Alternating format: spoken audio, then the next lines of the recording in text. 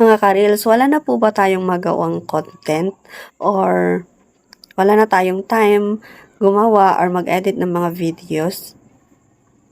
Pero alam niyo po ba na pwede tayong gumawa ng reels mula sa mga existing videos natin?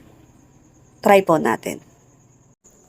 Dito sa may next steps, pindutin natin yung create a reel from one of your existing videos. So, pili lang po tayo dito kung video or yung live stream. So, okay lang po. Pwede siya. So, yan. Pili tayo ng isang video. So, kunwari, iyan. Ayan.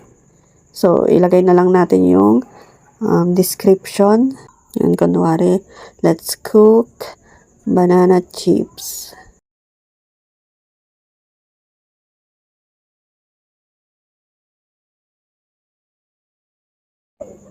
Then, pwede na po nating i-share.